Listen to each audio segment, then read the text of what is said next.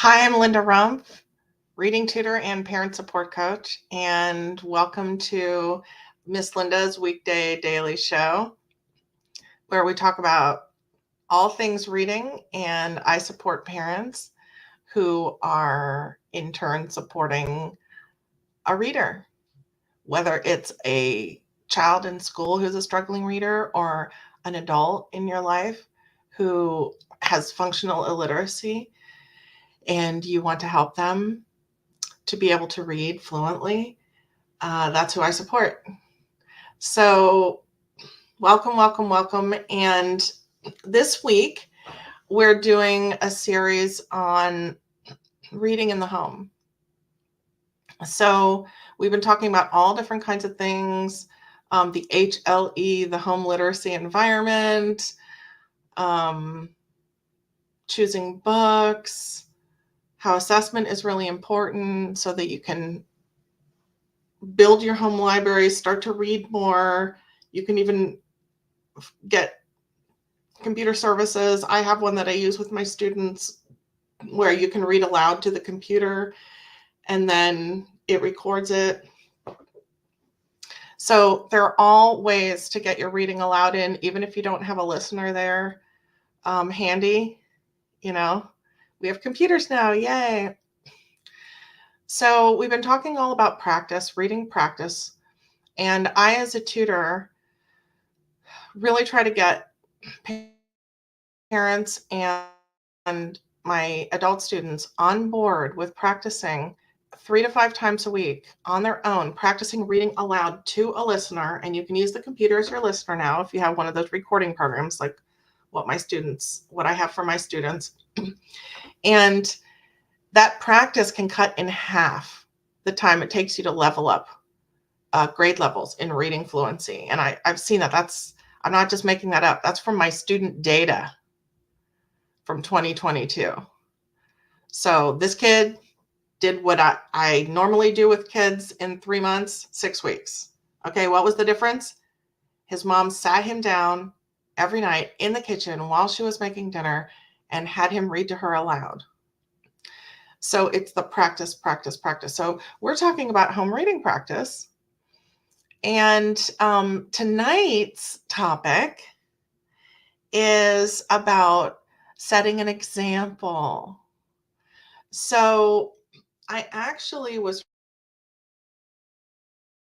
reading, I'm always reading articles, journal articles, the scientific literature on reading and the practices that I promote. And this article said that it did not have a large effect on children's literacy after a certain age, whether parents also modeled reading in the home. So I was looking at that and I was like, yeah, okay, I kind of get it because after a certain age, you become more independent. Middle grades children and older grades children are more independent. They're birthing themselves and their own way they're going to do things. And then as you move to high school, you become even more independent. You get to a stage where you don't even want to do what your parents are doing, right? You just have your own ideas about things. But below a certain age, for the younger children, it was, it's still important to model. Younger children are living more in pictures than anything else, especially as they become emergent readers. Then they'll start to attach words to things. I used to dream in captions. Isn't that freaky? Like, that's how much we read in my household. My dad was a Shakespeare scholar. We had all these shelves of books. Our TV time, even in the 70s, was like limited to like a few hours a week. And we had to spend all the rest of the time reading, talking to each other, or playing outside. Excuse me. So my parents definitely modeled reading for us in the home. And when children see what their parents are doing, the younger children, they automatically emulate what the parents do. So if you're, guess what parents and do now, and I do too. When we're not working, we're scrolling. We're scrolling our phone, right? So even if I'm reading on my Kindle on my phone, how would a kid know that? To them, I'm just on the phone, right? So how do we model this? The best way is to have actual books in the home. And so what we need to do, and I talked about this last night too, literacy, higher literacy levels in families has been linked to having over 100 books, or at least 100 or more books in the home. So what we need to do is when we're at the library with our children, being good little parents, or if we're an adult and we make those times to go to the library to get books to read because we're trying to improve our literacy, don't just let your kids pick out books. You pick out books for you. And adults, if you're picking up books in the library, don't just pick out books like, how to build a deck or the things you want to get done. You can pick out those books for sure, but try to pick stories too. Pick things that are just for pleasure. I know adults like to read, business books and self-help books and all that stuff, but those books are usually written to a very certain level. The general public reads at about a 5th or 6th grade reading level. And that's scary in and of itself, because what were they doing in 7th and 8th grade? Like the whole entire public. But popular books for adults are generally written to that level, to that sort of mainstream level. So in order to get better vocabulary and to get a higher level of reading going on, you want to go to literature. You want to go to the literature section, and you want to look for really good stories. And you could do biographies. If you like to learn things, you could learn about famous people. Biography is a great way to do that. And biography is usually written at a little higher level. I have a student who, when she started with me, was at about a 4th or 5th grade level, an adult student.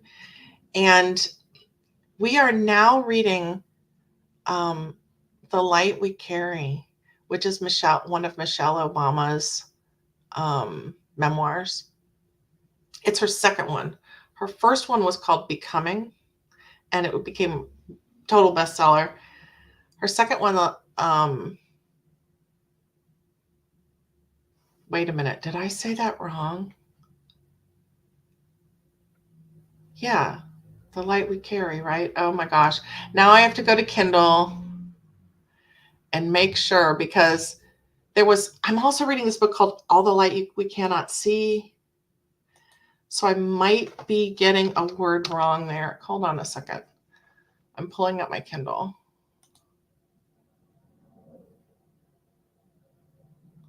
Yeah, The Light We Carry. That's what it's called, by Michelle Obama. And if you check that book out, the level of vocabulary is so high. It's amazing. And she's a Harvard lawyer, so of course the vocabulary is going to be great. But a lot of the words are Latinate, which means, derived from Latin. So a word that is Latinate would be like revolution or decided, or what else?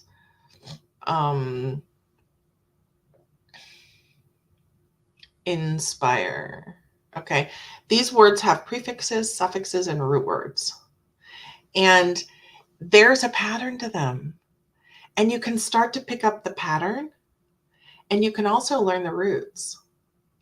And so, like, uh, binocular, bi meaning two, oculus means eye, ar, the suffix binocular, ar, um, meaning sort of one who does something, or something like that. So if you see these patterns, it's a lot easier to build your vocabulary as an adult, even as a child. So about maybe fifth, sixth grade, fifth, sixth, seventh grade, we start to introduce children to these Latin roots for words. But Michelle Obama's book is full of them. And even though my student, she's gained in the whatever, I guess 6, 7 months, May, June, July, August, September, October, November, December. Yeah, we've been working together about 6 months. And she's gained about 3 grade levels in reading, which is incredible, because usually my students will gain about a grade level every 3 months, which is fast. For what I do, I'm fast. But she's gained like 3, but she can read Michelle Obama's book, which is at a 12th grade or higher level. Okay, because she uses a lot of these Latinate words. So there's a pattern to them. So there are these tricks. If you know them and you find a writer who uses certain kinds of language that you find it more easy to read, then you can just, you can start to build up your vocabulary level with techniques like this, which make it a little easier. So that's one thing you can do, is just go and look for biography, because it'll be a little higher level. It'll still be written so the public can read it, but it'll be written in that person's voice. So if you know that, if you're reading a biography of a highly intelligent person, that voice is going to come through, and you're going to have that vocabulary, but it can be a little easier to absorb, because that's that person's voice. It's not, you're not reading a dictionary or whatever. And they're also telling a story. Now, one of the things we know about reading levels is that it's easier for people to read stories, or we call them narratives, than it is for people to read like textbook style reading. So, and the reason for that is that stories have a kind of logic to them. Like, they have a plot and they have characters, and the characters recur, and you have things for your brain to hook onto that it recognizes through the text. Things follow in this logical order, like first this happened and then that happened. And our brains, I believe human beings think in terms of story.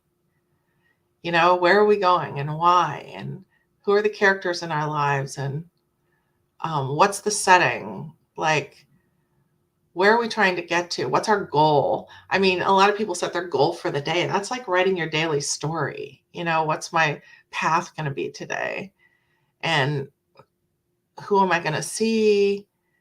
What's going to happen? Or at the end of the day, if we kind of replay the things that went through our minds, it's all story. There is this book written by a philosopher / psychologist.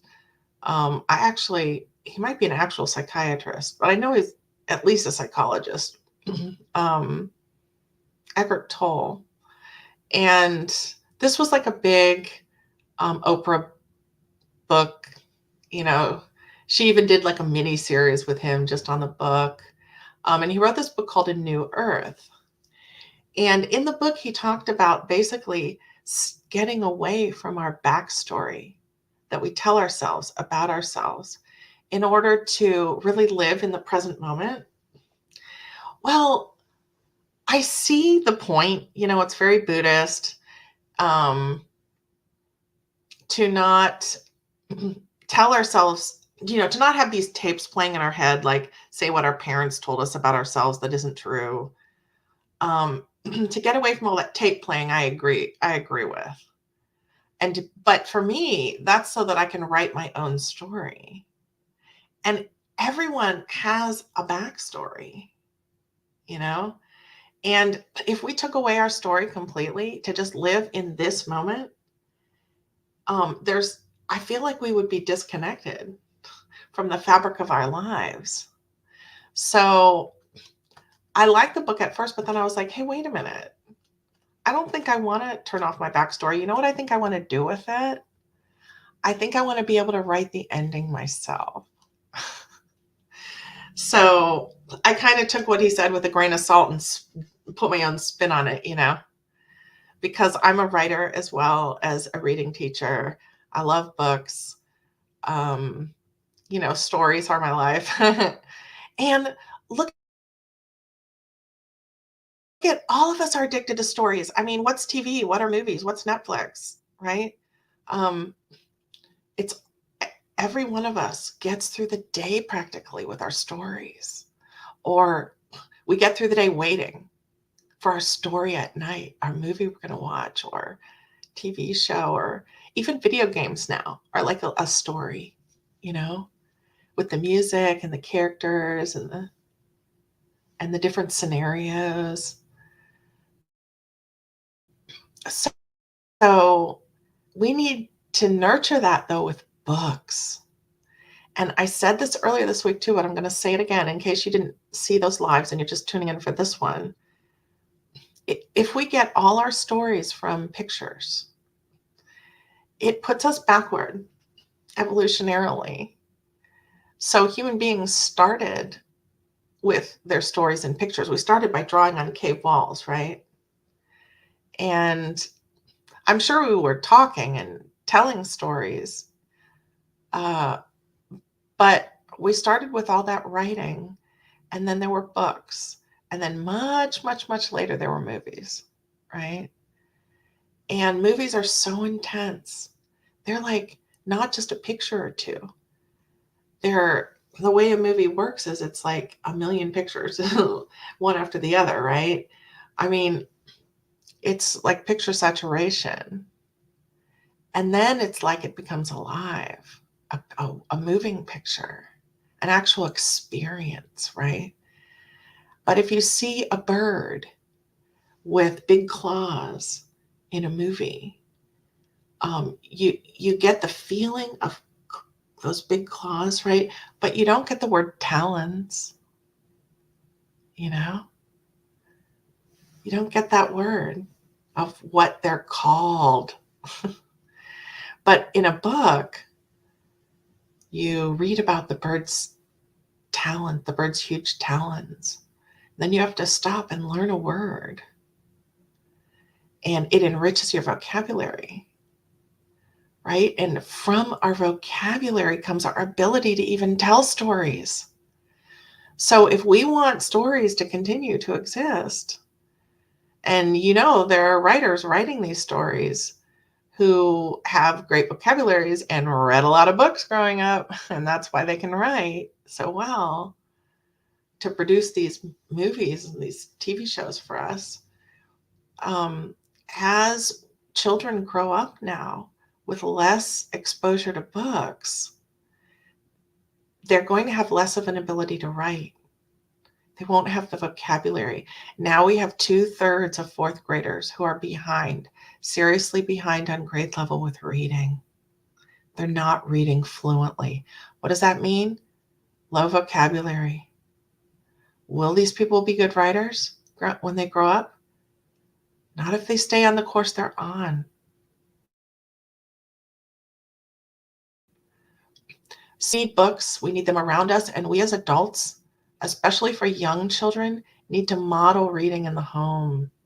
We need to have our own books that we read for pleasure, and we need to re-experience stories from books.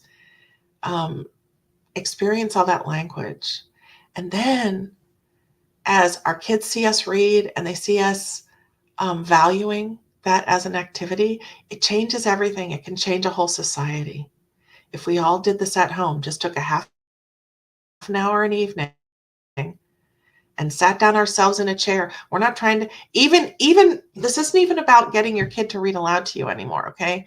This is just modeling. Sit down in a chair after dinner where your kids can see you in a public space in the home, on the couch, wherever, and read a book, an actual book from the library or that you bought, or you could read on your tablet, I suppose. But like I said, I don't recommend reading on the phone because to the kids, you're just on the phone. You could be on Facebook, you know, so that they can see that and that it becomes something we do. And then they will do it too. So that's it. That's about it for tonight. If you watch this in replay, comment replay and let me know if you liked it or what thoughts that I shared you might have resonated with. And we'll see you tomorrow, same time, same place. Thanks for being here.